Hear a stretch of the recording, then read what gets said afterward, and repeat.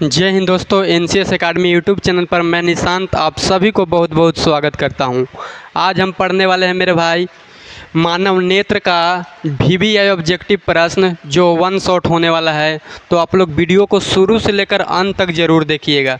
ये जो क्लास होगा वन शॉट होगा, इसमें जो भी क्वेश्चन है वो सब वीवीआई है और इसमें टोटल हम लोग 25 ऑब्जेक्टिव प्रश्न करेंगे।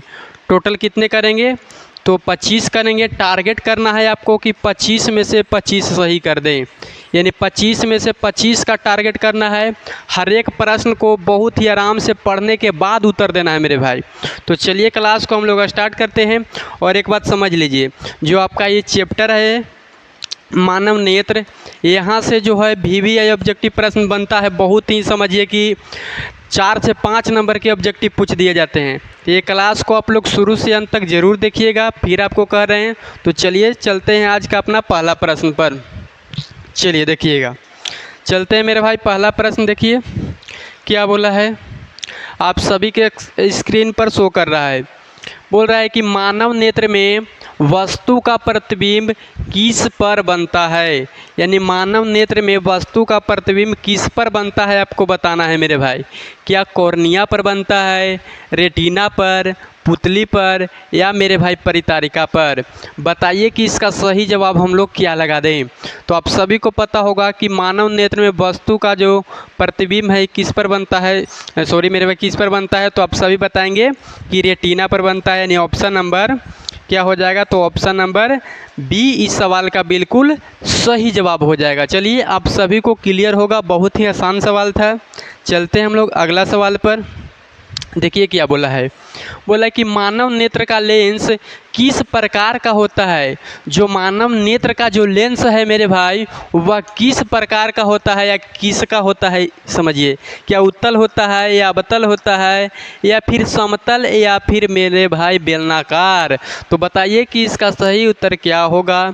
तो मानव नेत्र का जो लेंस होता है आप सभी को पता है कि कौन सा लेंस होता है। तो आप सब जाएंगे ऑप्शन नंबर ए की ओर मेरे भाई।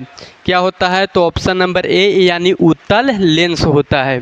चलिए आप सभी को क्लियर होगा। आगे देखते हैं हम लोग अगला सवाल क्या बोला है। चलिए पढ़िए आराम से, कोई बड़ा क्वेश्चन नहीं है। क्या बोला है कि मानव नेत्र में प्रकाश की मात्रा को नियंत्रित करने का कार्य कौन करता है, यानी जो मानव नेत्र है उसमें प्रकाश की मात्रा को नियंत्रित करने का काम कौन करेगा बताइए। क्या रेटिना करेगा, पुतली करेगा, परितारिका करेगा, या फिर मेरे भाई नेत्र लेंस करता है? बताइए कि इसका सही उत्तर क्या लगाएं। तो आप सभी को पता होगा कि प्रकाश की मात्रा को नियंत्रित करने का कार्य कौन करता है। तो क्या होता है? उसका नाम है परितारिका, यानी ऑप्शन नंबर सी। इसको आइरिस भी कहते हैं, परितारिका या आइरिस। परितारिका या क्या होता है मेरे भाई? तो परितारिका या आइरिस, यानी ऑप्शन नंबर सी इस सवाल का बिल्कुल सही जवाब होगा। चलिए आगे चलते हैं। देखिए क्या बोला कि प्रकाश के प्रति संवेदनशील कोशिकाएं कहाँ पाई जाती है। जो प्रकाश के प्रति जो संवेदनशील कोशिकाएं होती है मेरे भाई, वह कहाँ पाई जाएगी? क्या कॉर्निया में पाई जाती है या फिर रेटिना में या फिर पुतली या फिर परितारिका? बताइए कि किस भाग पर पाई जाती है। तो आप सभी जाएंगे प्रकाश की प्रति संवेदनशील कोशिकाएं कहाँ पाई जाती है, बताइए कि कहाँ पाई जाती है। तो आप सवाल देखिए क्या बोला है। बोल रहा है कि समान मानव नेत्र की स्पष्ट दृष्टि की न्यूनतम दूरी कितनी होती है। देखिए बहुत आसान सवाल है। समान जो नेत्र होता है उसका स्पष्ट दृष्टि की क्या बोल रहा है? तो न्यूनतम दूरी, न्यूनतम दूरी बोला है, ना कि अधिकतम। बताइए कि न्यूनतम दूरी कितना होता है। तो आप सभी को पता है कि कितना होता है? तो 25 सेंटीमीटर होता है मेरे भाई। अगर यही बोले अधिकतम दूरी तो क्या लगाएंगे? अधिकतम दूरी बोल दे तब क्या लगाएंगे मेरे भाई? तो क्या होता है? तो अनंत होता है। आप सभी को पता होना चाहिए क्या होता है। तो 25 सेंटीमीटर हो जाएगा, यानी ऑप्शन नंबर सी की ओर चलेंगे मेरे भाई। चलिए आगे चलते हैं। चलिए आगे देखते हैं। छठा सवाल देखिए क्या बोला है। बोल रहा है कि समान नेत्र का दूर बिंदु क्या होता है? जो सामान्य नेत्र होता है मेरे भाई उसका दूर बिंदु अब ये बताए हैं क्या 25 सेंटीमीटर, 50, 100 या फिर अनंत। तो आप सभी जाएंगे ऑप्शन नंबर डी की ओर। यही होता है क्या? तो दूर बिंदु। क्या होता है? दूर बिंदु, या फिर इसी को बोल सकते हैं अधिकतम बिंदु, अधिक दूरी, इस तरीके से। चलिए आगे देखते हैं।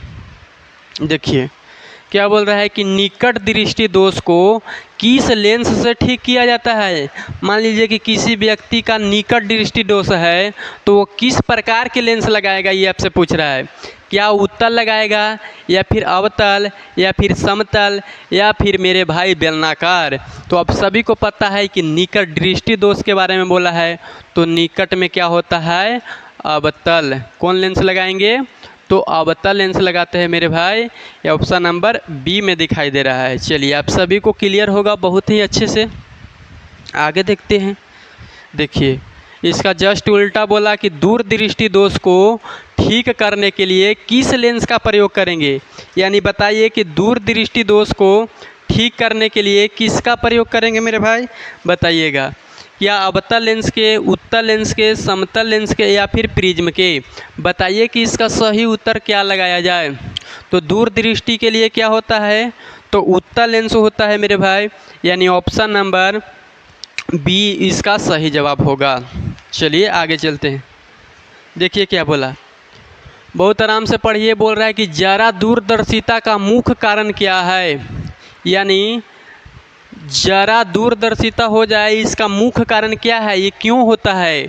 या नेत्र गोलक का छोटा होना इसके चलते होता है, या समंजन क्षमता का कम हो जाना मेरे भाई, या फिर कॉर्निया का रंग बदलना, या फिर पुतली का बड़ा होना? बताइए कि इस प्रश्न का सही उत्तर क्या होगा।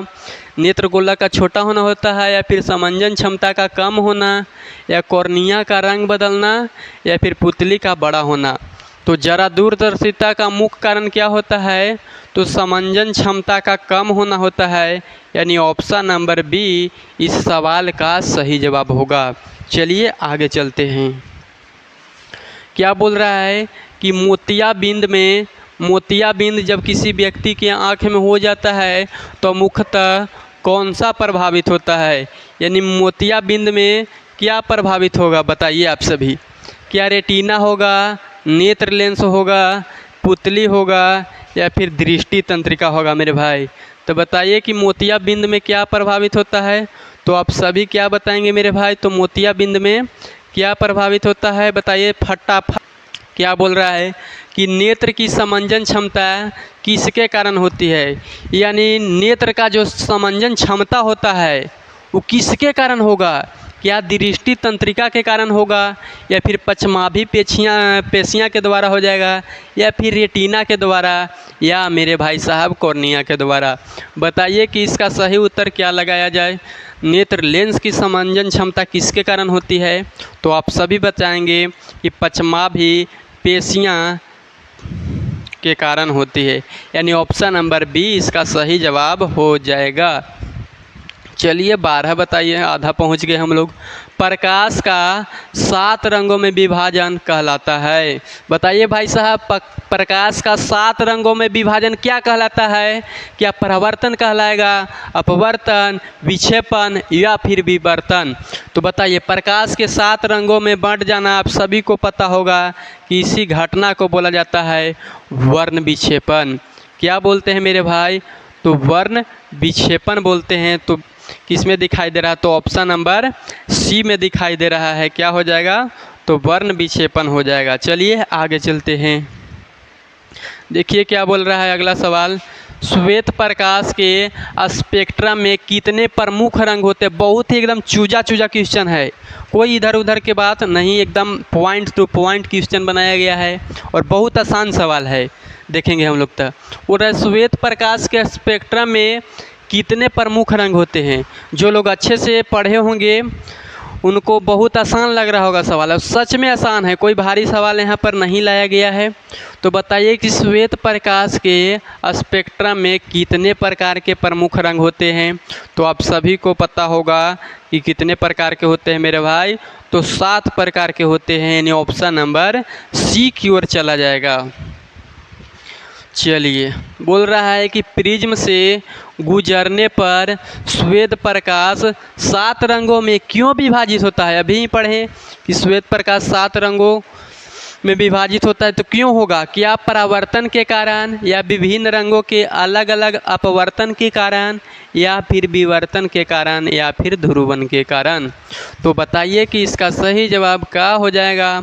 तो होगा मेरे भाई यही बड़ा वाला ऑप्शन, जिस बोल रहा है कि विभिन्न रंगों के अलग अलग अपवर्तन के कारण ही होता है। श्वेत प्रकाश 7 रंगों में विभक्त हो जाता है, यानी अलग अलग रंगों में विभक्त हो जाता है। आगे देखते हैं। बोला कि प्रिज्म में किस रंग का विचलन सबसे अधिक होता है। जब प्रिज्म से प्रकाश प्रिज्म से गुजरेगा तो किस रंग का बोल रहा है कि विचलन सबसे अधिक होगा। किस रंग का विचलन सबसे अधिक होगा? लाल के, पीला के, हरा के, बैंगनी के। तो आप सभी जानते हैं अधिक बोला है, ना कि कम। तो क्या हो जाएगा? तो बैंगनी हो जाएगा, यानी ऑप्शन नंबर डी क्यों सही जवाब देंगे। ऑप्शन नंबर डी क्या हो जाएगा? तो इस प्रश्न का सही जवाब होगा मेरे भाई साहब। आगे चलिए, देख लीजिए लगे हाथ। प्रिज्म में किस रंग का विचलन सबसे कम होता है। अभी अधिक बोला था, अब की बार बताना है आपको कि किस रंग का विचलन सबसे क्या होगा, तो कम होगा मेरे भाई, सबसे कम। क्या बैगनी के, नीला के, लाल के, या फिर हरा के। बताइए कि क्या लगाया जाए। तो आप सभी को पता होगा कि किसका सबसे कम होगा। तो सबसे कम लाल का, और इसका तरंग दैर्ध्य अधिक होता है। तरंग दैर्ध्य अधिक होता है कि नहीं, लेकिन विचलन सबसे बोला जाए तो कम होता है। आगे चलिए,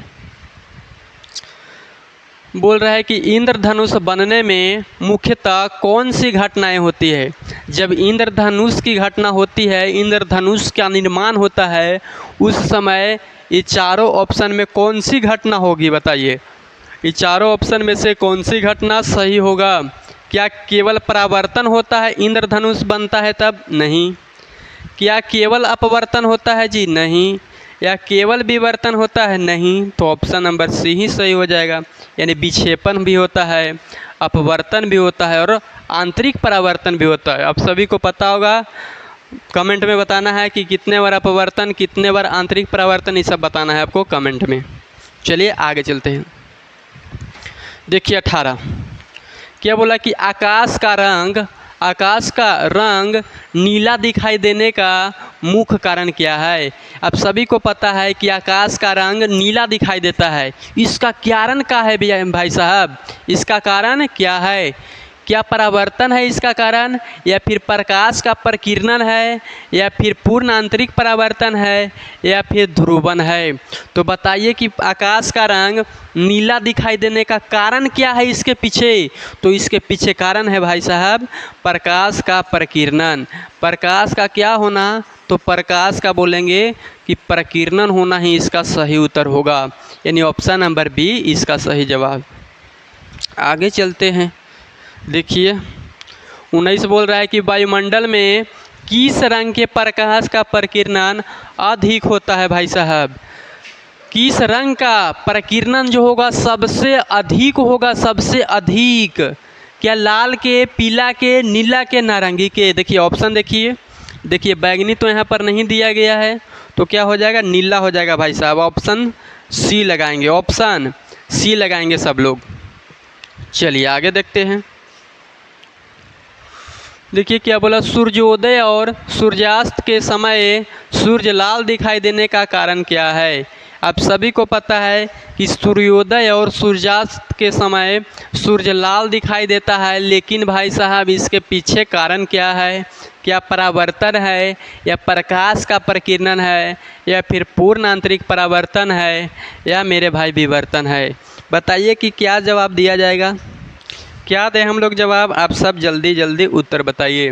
तो सूर्योदय और सूर्यास्त के समय सूर्य का लाल दिखाई देने का कारण होता है मेरे भाई कि प्रकाश का प्रकीर्णन होना। प्रकाश का क्या होना? तो प्रकाश का प्रकीर्णन होना, यानी ऑप्शन नंबर बी की ओर चलेंगे सब लोग। आइए आगे देखिए क्या बोल रहा है। कि खतरे के संकेत के लिए लाल रंग का प्रयोग क्यों किया जाता है। आप सभी को पता है भाई साहब कि खतरे के जो संकेत होता है वो लाल रंग के लिए होता है, यानी लाल रंग के ही प्रयोग करते हैं। जैसे ट्रेन का जो उसका सिग्नल के लिए भी किसका प्रयोग होता है, तो लाल रंग के। देखिए यहाँ पर खतरे के संकेत के लिए लाल रंग का प्रयोग अब क्यों किया जाता है। या लाल रंग सबसे चमकीला होता है इसके कारण, या फिर लाल रंग का प्रकीर्णन कम होता है इसके कारण, या फिर लाल रंग के प्रकीर्णन अधिक होता है इसके कारण, या फिर लाल रंग की आवृत्ति सबसे अधिक होती है इसके कारण। तो देखिए लाल रंग का प्रयोग क्यों किया जाता है, तो इसका प्रकीर्णन सबसे कम होता है जिसके कारण ही किया जाता है। अगर प्रकीर्णन अधिक हो जाता तो फिर दिखाई नहीं देता, यानी ऑप्शन नंबर बी बिल्कुल सही होगा। आइए आगे आइए। बोल रहा है कि प्रकाश का प्रकीर्णन किसे कहते हैं। जो प्रकाश के प्रकीर्णन है मेरे भाई उसका परिभाषा क्या है, किसे कहते हैं।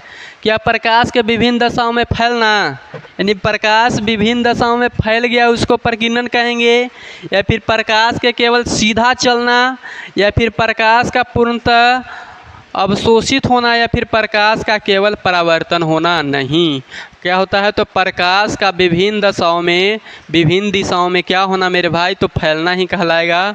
ऑप्शन नंबर ए सही होगा।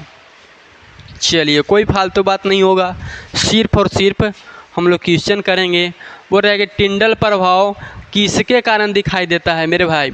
अगर समझ में आ रहा है तो प्लीज़ चैनल को सब्सक्राइब कर लीजिए, ऐसे इसी कंटेंट ही मिलता रहेगा आपको। तो प्लीज़ चैनल को सब्सक्राइब कर लीजिए ताकि आप सभी को बहुत यहाँ से हेल्प मिल सकते। बिल्कुल फ्री में हमने जितना पेड कोर्स में नहीं मिलता है उससे अधिक मेहनत करके आप लोग के लिए एक एक क्वेश्चन बीबीडी से चाहे जहीं से भी होवे हम लोग छाट कर लाते हैं। तो देखिए बोल रहा है कि टिंडल प्रभाव किसके कारण दिखाई देता है। जो टिंडल प्रभाव है भाई साहब किसके कारण दिखाई देता है। क्या प्रकाश के प्रकीर्णन के कारण, या प्रकाश के परावर्तन के कारण, या फिर प्रकाश के अपवर्तन के कारण, या फिर भाई साहब प्रकाश के ध्रुवन के कारण। तो किसके कारण देता है, आप सभी को पता है कि प्रकाश के प्रकीर्णन के कारण, यानी ऑप्शन नंबर ए की ओर चला जाएगा भाई साहब। ऑप्शन नंबर ए की ओर चला जाएगा, ऑप्शन नंबर ए ही सही होगा। देखिए सेकेंड लास्ट पर पहुंच गई नहीं है। बोल रहा है कि तारों का टिमटिमाना किस घटना के कारण होता है। तारों का टिमटिमाना किस घटना के कारण होता है। क्या प्रकाश के प्रकीर्णन के कारण, या फिर वायुमंडलीय अपवर्तन के कारण, या फिर पूर्ण आंतरिक परावर्तन के कारण, या फिर विवर्तन के कारण। बताइए तारे क्यों टिमटिमाते हैं भाई, तारे क्यों टिमटिमाते हैं, बताइए कि इसका उत्तर क्या लगाया जाए। तो तारों का टिमटिमाना किसके कारण होता है, तो प्रकाश के प्रकीर्णन के कारण होता है, यानी ऑप्शन नंबर ए आपका बिल्कुल सही जवाब हो जाएगा। चलिए लास्ट क्वेश्चन है। बोल रहा है कि ग्रह तारों की अपेक्षा कम टिमटिमाते क्यों दिखाई देते हैं। यानी ग्रह जो है, ग्रह जो तारों की अपेक्षा कम टिमटिमाते क्यों दिखाई देते हैं। बताइए क्या ग्रह प्रकाश नहीं देते हैं ये चलते, या फिर ग्रह का आकार तुलनात्मक रूप से विस्तृत दिखाई देता है, या ग्रह बहुत दूर होते हैं, या फिर ग्रह का प्रकाश लाल होता है। बताइए कि किसके कारण तारों की अपेक्षा कम टिमटिमाते दिखाई देते हैं। कौन, तो तारों की अपेक्षा ग्रह, देखिए फिर से, ग्रह तारों की अपेक्षा कम टिमटिमाते क्यों दिखाई देते हैं। यानी ग्रह जो है तारों की अपेक्षा कम क्यों देते हैं, तो ग्रहों का आकार तुलनात्मक रूप से विस्तृत दिखाई देता है, यानी बड़ा दिखाई देता है, जिसके कारण, यानी ऑप्शन नंबर बी। चलिए सवाल हो गया समाप्त। तो आप सब बता दीजिए कि आपका 25 में से स्कोर क्या रहा। बताइएगा मेरे भाई, पक्का बताना है आपको कि 25 में से आपका स्कोर क्या रहा, ये कमेंट बॉक्स में बताना है। कहाँ बताना है, तो कमेंट बॉक्स में। अब बक्सा नहीं ढूंढने चल जाएगा, नीचे ही होता है कमेंट बॉक्स जहाँ पर आप लोग कमेंट करते हैं वहाँ पर बताना है। कमेंट बॉक्स में क्या करना है तो बताना है कि 25 में से कितने सवाल सही हुआ। और इसी तरह के वीडियो देखने के लिए हमारे इसी चैनल NCS एकेडमी को आप लोग सब्सक्राइब कीजिए, वीडियो को लाइक कीजिए, दोस्तों के साथ शेयर कीजिए। तो आप सभी को मिलेंगे फिर अगली वीडियो में। जय हिंद, जय भारत।